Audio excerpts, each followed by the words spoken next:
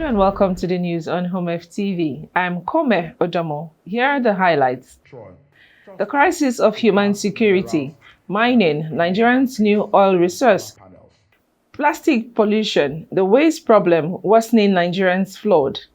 WACMO pushes for solidarity for climate justice movements. Now the news in detail.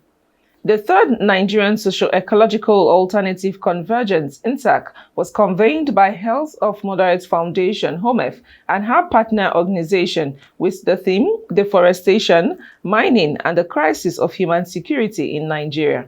The gathering brought together traditional institutions, frontline communities and environmental justice advocates. The warning from the conference was clear. Nigeria cannot afford to replace oil sacrifice zones with green mineral sacrificial zones, with communities living closest to the resources never sharing in its benefits, but bearing the cost. For more than 7 decades, the Niger Delta has lived this history, and as global demand intensifies for lithium, copper, rare earth elements, and other so-called critical minerals, Nigeria risks reproducing the same extractive order across new territories.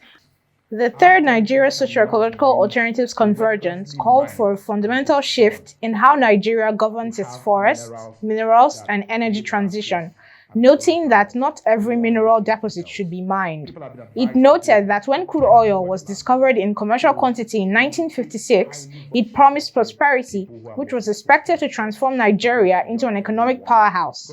70 years later, Nigeria has earned trillions of naira from oil, yet the Niger Delta remains a symbol of environmental devastation. Now, another natural resource is attracting global attention. The opening remarks of His Royal Highness Alhaji Ibrahim Usman Jibril, Emir of Nasarawa, delivered by Dr. Salisu Dahiru, identified this vicious cycle of resource plunder, ecological degradation, and violent conflict, in which armed groups seize control of resource-rich territories and engage in illegal extraction to finance violence. Professor Omolade Adumbi's keynote posed the question that should precede every new mining license and every promise of green industrialization. The question matters because low carbon does not automatically mean just. I have witnessed both the opportunities and the challenges associated with natural resource exploitation. I have also experienced deforestation, charcoal production, bush burning, etc. While these natural resources that are being plundered are necessary raw materials for development and productive use, and also raw materials for national development, they must be managed responsibly, transparently, and in ways that protect both the environment and the dignity of the host communities. So we as Nigerians can choose another path, but that path requires changing the question that we ask. Instead of asking, how do we attract mining investments to take advantage of the search for critical minerals? We must ask, what forms of resource use protect life, land, water, forest, and community dignity? The answer to the questions are not far-fetched. First, Nigeria must establish no-go zones. Not every mineral deposit should become a mine. The fact that minerals have been discovered in your land should not necessarily translate the land into a mining landscape. You cannot replace crude oil extraction with mineral extraction if you are using the same logic. And the logic of extraction in Nigeria has been destroying the environment, extending the environmental cost to the people, not caring about what happens to the communities. If we use the same idea, then mining is going to devastate the entire nation. Now, oil was restricted to Niger Delta, but mineral mining is all across the nation. So it will be a very sad day for Nigeria if we use the same logic of careless extraction to extract minerals for whatever reason. In fact, even the transition, they call them transition mineral or critical minerals to make us believe that, okay, this is something good. But if you look at the impacts, even now, where minerals are being extracted with reckless abandon in the FCT, all across the nation, then we are really in for a very bad time. At the heart of the convergence was a simple but consequential question. Who has the power to say no?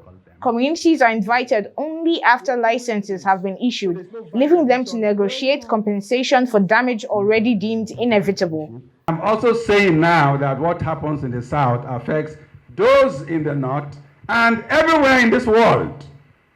Because when you pollute the sea, when you pollute the creeks, even the fishes that you kill in the North Sea or in Miami or somewhere else in this world may have drank out of the water from the brackish water, polluted brackish waters of the Niger Delta.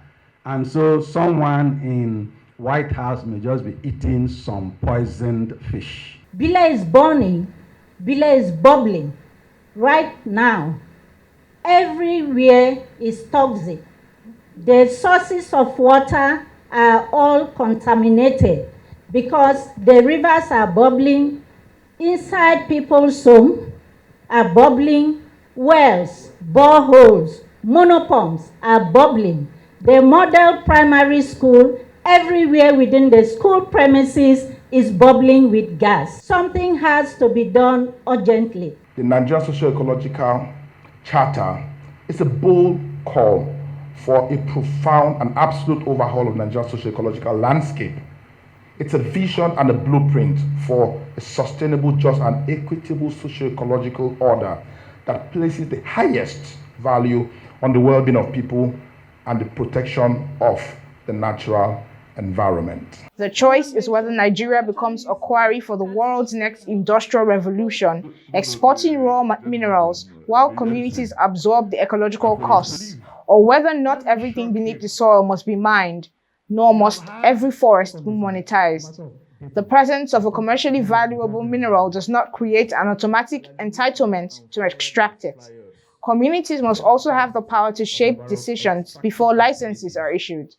The transition Nigeria needs cannot simply exchange crude oil for critical minerals while leaving the logic of extraction untouched. Onome Etisiro for HOMEF TV.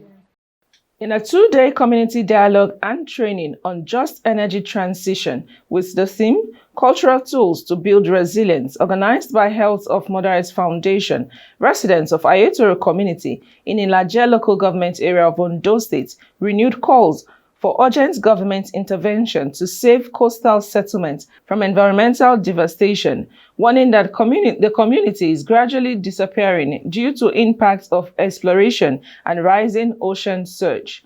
Our correspondent Best Apo has the details. Speaking at the event, the traditional ruler of Ayetoro, His Royal Highness Oba Oluwambe Ojagbohunmi, the Ogeleyibo of Ayetoro, noted that more than 85% of the community had been destroyed by years of ocean surges and environmental degradation linked to activities of international oil companies, IOCs. The monarch described the situation as a save our souls emergency, noting that repeated appeals for the construction of embankments to protect the community had yielded no meaningful response. Also, community residents challenged the Ondo State Governor, Lucky Ayedatiwa, to visit the larger communities and witness firsthand the extent of environmental degradation caused by decades of extractive activities. We need embankment. It has become a save our soul situation. Industries that were built by people of faith, by community. Our electricity is gone, and this electricity was provided by the community. All that the community built on their own, they are all gone. This is the only time we need government assistance because the scope and the technology of sea embankment is beyond our communal effort. This is the reason we are crying out to the federal government because the state said it is beyond their powers. We are appealing to the federal government and international community to come to our rescue.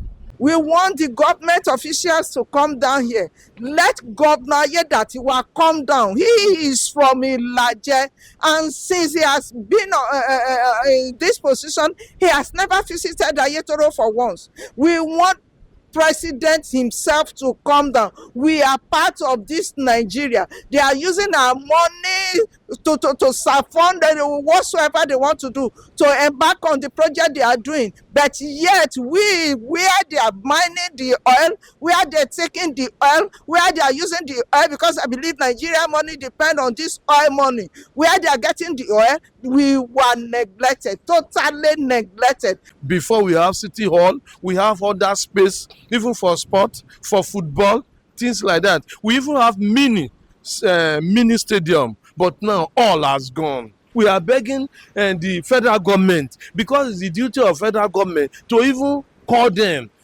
so that they can call them into our aid. We are a citizen, a benevolent citizen of Nigeria. HOMEF community and culture lead Cadmus Atake Enade said the dialogue was designed to promote a people-centered and culturally rooted transition from fossil fuels to sustainable energy systems. We need to transit from the use of fossil into renewable energies.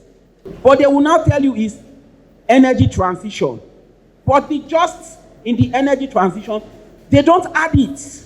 They just tell you the energy transition. What is the energy transition? The energy transition is moving from one phase of energy system to another, from dirty energy sources to clean energy sources. But again, when they tell you energy transition, they are not actually using justice protocols. There's no justice in that transition. The justice energy transition simply states that everyone should be involved in the transition to cleaner energy processes. Everyone should partake in the process of moving from dirty energy to cleaner energy sources. Communities must be involved in anything concerning their community that any company wants to do. Petroleum, or what they call fossil extraction, is contributing massively to what they call global warming. And global warming in turn is pushing harder climate change across every nook and cranny of the world. So when we say we want to transit from fossil fuel to renewable energy, it is a serious matter that even the United Nations Framework Convention on Climate Change acknowledges, they agree that there is a need to do what? To transit. The dialogue seeks to strengthen community participation in the just energy transition process through dialogue, storytelling, and the arts, while promoting indigenous knowledge for climate change adaptation, environmental justice, ecotourism, agroecology, and sustainable fishing practices. The initiative also aims to build a community-driven movement capable of influencing policies that support environmental protection and accelerate Nigeria's transition away from dependence on fossil fuels. Best Abongo for HOMEF TV. In the past month, heavy rainfall has left roads submerged, homes flooded, and businesses damaged in many Nigerian communities. While climate change, poor urban planning, inadequate drainage infrastructure, and weak waste management are among the factors contributing to the crisis, communities have also pointed to the growing volume of plastic bags, bottles, and other plastic waste clogging drainage channels as factors that worsen flooding. In a statement that marks the annual International Plastic Bag Free Day, Corporate Accountability and Public Participation Africa calls for a plastic-free Nigeria. For many residents, flooding is more than an environmental concern. It is a personal struggle. In some communities, stagnant floodwater also creates conditions that heighten the risk of waterborne and vector-borne diseases, compounding existing public health challenges. When drainage channels are blocked by plastic waste, rainwater cannot flow freely, contributing to flooding in roads and neighborhoods, making them impassable and disrupting everyday life. Corporate Accountability and Public Participation Africa, observing the theme Breaking Free from Single-Use Plastics Towards a Sustainable Future, reminds us in its statement that reducing plastic pollution is also not about protecting the environment, it is also about protecting lives, livelihoods, and public health. It noted that across Nigeria, many plastic bags are used only once before being discarded in open spaces, markets, and waterways. thereby obstructing stormwater flow and worsening flooding during heavy rainfall. The statement noted that addressing it will require stronger government action, effective waste collection and disposal systems, better enforcement of environmental regulations, and sustained public education. Citizens, too, have an important role to play. Choosing reusable shopping bags, reducing unnecessary plastic consumption, and disposing of waste responsibly are simple steps that can collectively make a difference. But responsibility cannot rest with citizens alone. Governments must also ensure that waste collection systems are accessible and effective, while businesses and manufacturers must take greater responsibility for the plastic packaging they introduce into the environment. Mpo Ikana Udoma for HOMEF TV. We'll go on a short break. Do stay tuned. Ayetoro is at the verge of extinction. For over 10 years, we have been ravaged on daily and monthly basis by serious sea ocean surge. This has destroyed more than 85% of the community. Our voices have gone out to the whole world and is going out now that urgently for this glorious community not to go into extinction, we need embankment. We need embankment. It has become a save our soul situation. Industries that were built by people of faith, by community. Our electricity is gone, and this electricity was provided by the community. All that the community built on their own, they are all gone. This is the only time we need government assistance because the scope and the technology of sea embankment is beyond our communal effort. This is the reason we are crying out to the federal government because the state said it is beyond their powers. We are appealing to the federal government and international community to come to our rescue to save Ayetoro now. Welcome back.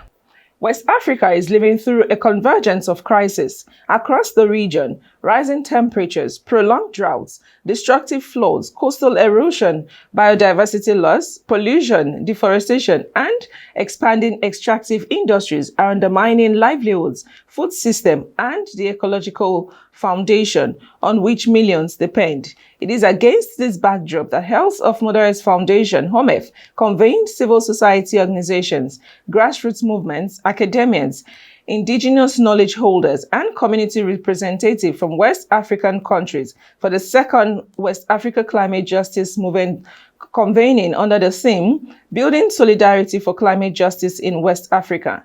The conference marked the important step towards building a stronger regional movement capable of responding collectively to the interconnected environmental, social, and political challenges confronting West Africa. A central message emerging from the discussions was that climate change cannot be understood simply as an environmental issue. Rather, it is inseparable from historical patterns of colonialism, resource extraction, unequal development, and the continued concentration of political and economic power. In his welcome address, HOMEF Executive Director Nimo Bassi described solidarity as the indispensable foundation of climate justice organizing in West Africa, while acknowledging the growing strength of environmental movements across Africa. He noted that West Africa had yet to organize itself into a cohesive regional force capable of shaping continental and global climate debates. Building on this call, the keynote speaker, Professor Yuba Sokona, challenged participants to rethink the dominant global narrative on climate change, rather than viewing it simply as an environmental or technological challenge. He argued that the crisis is rooted in centuries of colonial extraction, unequal development, and economic systems that continue to privilege profits over people and nature. WAPMO has to deliberately engage policymakers, support AMCEN and the African Union, the African group of negotiators, so that they can begin to reject false solutions very clearly, politically and nationally, demand for payment of climate debt, not just climate finance, because with all the robberies, all that has been taken away from this region, from Africa, from the global south, must be recognized as a debt being owed, starting from slavery to colonialism, which is a crime. We're proposing a net zero. This is what Oil Watch has proposed, and WACMO should take it up, that countries or territories who have kept fossil fuels in the ground should be recognized as a real climate actor. If carbon trading is something that is reasonable, they should be paid for carbon credits. Energy sovereignty is not a luxury for after development. It is the condition for development. It is the platform on which everything else is built. The regional front we are building is not a structure.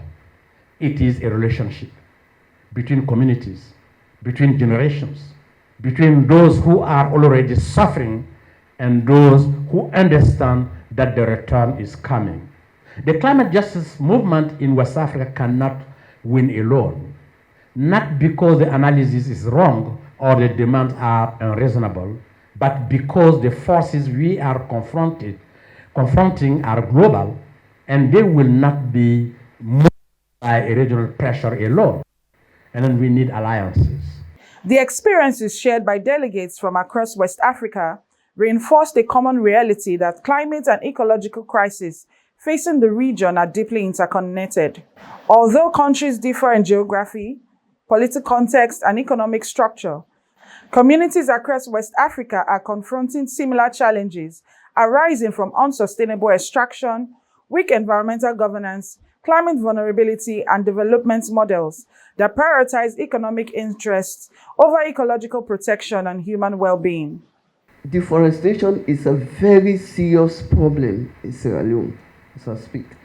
And the area that we have a water dam in the city has been totally be taken. People are building houses all over. So during the dries, you see young boys, young girls moving from places to places in search of water. No water. Because we are responsible for our own problem. We are still doing it. Nobody cares. As a collective, the country is now being stampeded into sourcing loans from international systems. There are too many loans that the government of Ghana is sourcing in the name of fixing climate change impacts. And that is also creating climate debt. So we have learned that the climate issue is not our creation so much, but we are not paying for it. So these are some of the realities.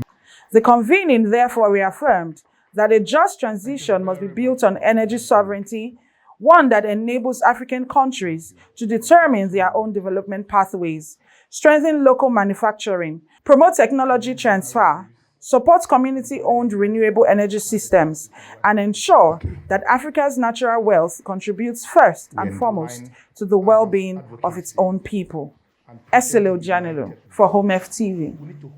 Stakeholders at the Niger Delta Climate Conference have called for declaration of environmental emergency in the Niger Delta region, warning that decades of oil exploration have left communities with polluted waters, degraded farmlands, and worsened livelihood. They also demanded environmental remediation, reparation, and greater transparency in the region's transition from fossil fuels. Environmental advocates and civil society leaders said the ecological crisis in the Niger Delta has reached alarming proportion and requires urgent national attention. Our correspondent Mercy Inigbe completes the report.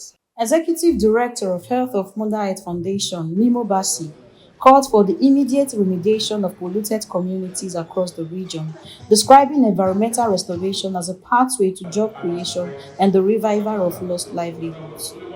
He advocated the establishment of a restoration fund and the inclusion of reparation for communities affected by decades of environmental degradation.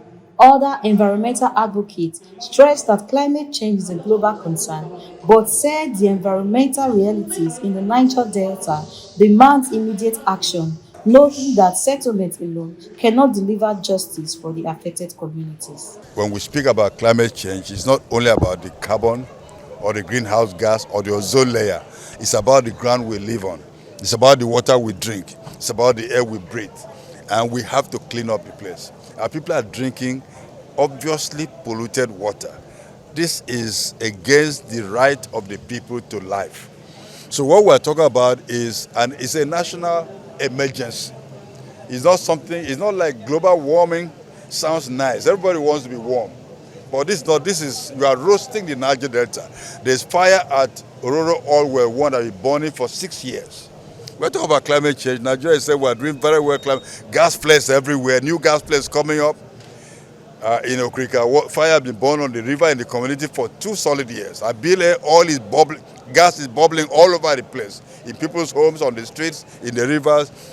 We have an emergency here. We need an environmental emergency. It's not only when there's crisis in politics that we have political emergency. We need environmental emergency in the Niger Delta. Climate change is no respecter of persons or location or wherever or your color. It's no respecter of color. But what is most important in all of this? Do we sit our hands and fold our hands and say, since it's happening in Venezuela, I mean, we saw the earthquake that is happening there. It's because it's happening there. So it doesn't concern us here in the Niger Delta. But you go to the riverside, you see the water is bubbling. And the bubble doesn't mean that it is boiling. It means that there's an escape of gas going on in that particular community. That is being. What we're getting, reportedly, and I hate to use the word compensation, because I don't really think it's a compensation, but it's basically money being paid out because the land has been polluted. It is a settlement. People get the money, sometimes it's mismanaged, sometimes it's managed well, but then what happens? We find the situation in communities such as Benin reoccur. So that really means that healing is not just about transactional justice, it's also about structural justice. Delivering a keynote address, Executive Director of We the People, Ken Henshaw, called on Niger Delta communities to unite behind the Niger Delta Manifesto for Social and Ecological Justice. Environmental rights activist Celestine Akpobari urged government at all levels to prioritize citizens' welfare and address the socio-economic challenges confronting ordinary Nigerians. We need to unite our people, the people of the Niger Delta, behind our core demands. Our core demands are contained in a document called the Niger Delta Manifesto for Social and Ecological Justice. It outlines where we are coming from. It outlines where we are and paints a clear pathway of where we need to go as a people. Government should change their approach to issues concerning the ordinary people. Because it seems that once you are in government, the only thing you think about is your pocket, your children and your family. Because when Tinubu removed subsidy, he promised that there will be more money for the states and the local government and that the welfare packages for citizens will change. Participants agreed that addressing environmental degradation in the Niger Delta requires coordinated action by the government, oil companies and host communities to restore damaged ecosystems, protect livelihoods and ensure environmental justice. Mercy Inegbe for HOMEF TV. The Executive Director of Corporate Accountability and Public Participation Africa, CAPA, Mr. Akimbode Oluwafemi, was conferred with the Outstanding Service to Humanity Award by the Rotary Club of Abuja Metro in recognition of his exceptional contribution to humanitarian service, public interest advocacy, and community development. Oluwafemi received the award during the club's 17th investiture ceremony. Our correspondent Mabel Obaseki completes the report. The conferment followed his unanimous nomination by the Rotary Club's Board of Directors and Awards Committee, which cited his exemplary leadership and unwavering commitment to improving lives through advocacy and public service. Receiving the award, Akimbode expressed profound appreciation to the Rotary Club of Abuja Metro for the recognition, describing it as a tribute not only to him, but also to the collective efforts of CAPA and its partners in advancing social justice, public health, environmental sustainability, and accountable governance.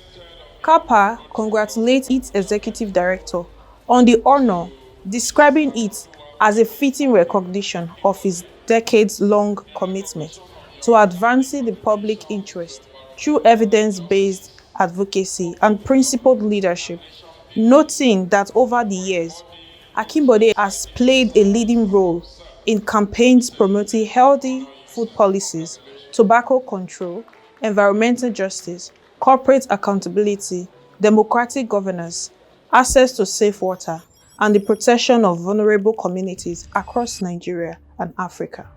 Mabel Obaseki for HOMEF TV. A hearty congratulations to you, Mr. Akinbode Oluwafemi. From all of us at HOMEF, we say congratulations, and this is a call for more work to the service. Thank you for staying with us, and remember to follow us on all our social media handles and subscribe to our YouTube channel. I am Kome Odomo.